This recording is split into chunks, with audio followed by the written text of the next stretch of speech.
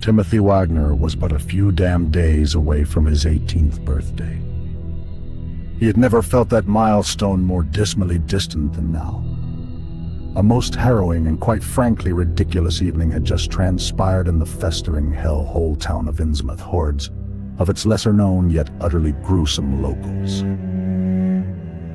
Gathered en masse to chase out a seemingly problematic guest from next door's Gilman House, the only hotel in town and a truly wretched one at that. This guest he had met in person just hours earlier while serving him over the counter of the First National store.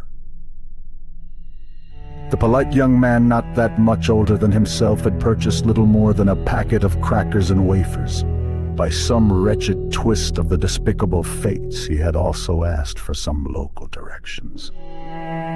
What had kept Timothy frantically awake since waking to a seemingly town-wide spectacle at around 2 a.m. in the morning was the simple fact he had hand-drawn the grateful stranger a map of the town's main roadways and hotspots just after cashing his meager order.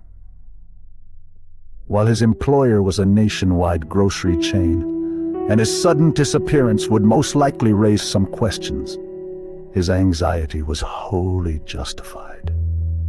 What if that baying, shambling, stinking freak show of a posse he had last night witnessed through the slightly parted curtains of his upstairs bedroom found out he was somehow guilty of aiding that mysteriously maligned out-of-towner?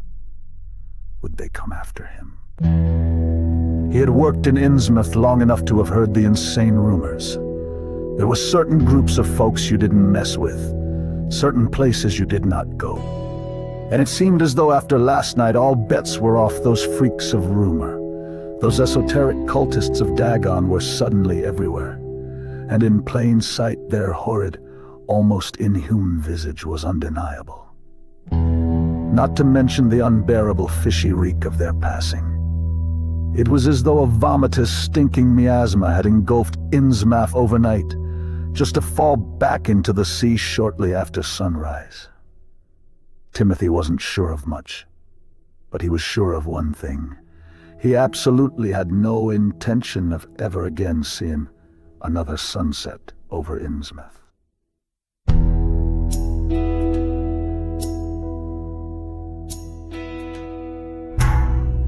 Checking the wall clock. It was now 7:00 a.m. The store opened at 9. Joe Surgeon's reported to be broken-down bus was the only way out of town other than walking. Or perhaps hiring a small rickety rowboat, the very thought of which was now more damnably terrifying than ever. Perhaps the couple he was staying with, both originally from nearby Ipswich, would listen to reason and employ their small Ford to drive them all out of town in a hurry.